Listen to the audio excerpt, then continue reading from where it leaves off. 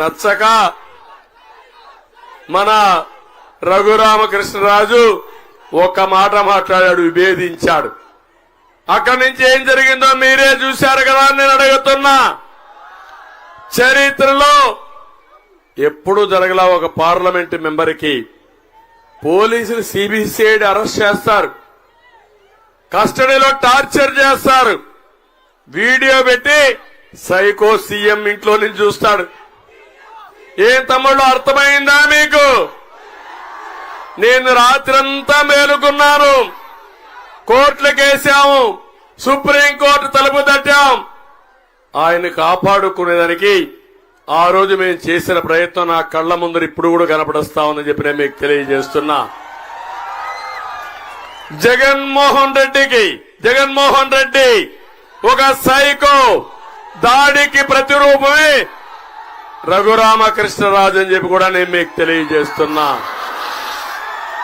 నిలదొక్కున్నాడు, పోరాడాడు, మామూలు పోరాటం కాదు. నేనైతే 5 ఏళ్లు ఇక్కడికి రాకుండా ఒక పార్లమెంట్ మెంబర్గా ఉండి నియోజకవర్గం తిరగనీయకుండా చేశాడంటే మీకు బాధ అనిపించదా తమ్ముళ్ళు? ఇది ప్రజాస్వామ్యం అని అడుగుతున్నా. అందుకే బీజేపీ శ్రీనివాస్ వర్మ గారిని ఎంపిక చేస్తే నేను ఒకటే ఆలోచించాను, ఎట్టి పరిస్థితుల్లో న్యాయం చేయాలి. ఆ న్యాయం చేయడం కోసమే త్యాగం చేశాడు తమ్ముడు రామరాజు. దాని ఫలితమే రఘురామకృష్ణరాజు గారు ఇక్కడికి వచ్చారు. ఏం తమ్ముళ్ళో మీకు అర్థమైందా లేదా అని మిమ్మల్ని అడుగుతున్నా. ఇప్పుడు మీకు బాధ్యత ఉందా లేదా అని మిమ్మల్ని అడుగుతున్నా. అతి పెద్ద మెజారిటీతో గెలిపిస్తారా లేదా అని మిమ్మల్ని అడుగుతున్నా. నమ్మకమేనా?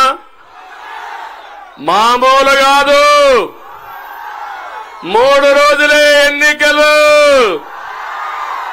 Polling station దద్దరిల్లిపోవాలి. మళ్ళా ఎండుందని 13వ తారీఖు ఇంట్లో పడుకుంటే ఆ తర్వాత మీ ఇంటికి గొడ్డలు వస్తుంది. కావాలన్నా గొడ్డలు మీ ఇంటికి. ప్రతి ఒక్కరూ ఆలోచించండి. తమ్ముళ్ళు 10 రూపాయలు ఇచ్చి 100 రూపాయలు మీ దగ్గర లాగే జగన్ ఒక జలగా మీ ఆస్తులు, ప్రజా సంపద 1000 రూపాయలు దోచుకున్న దోపిడీదారుడు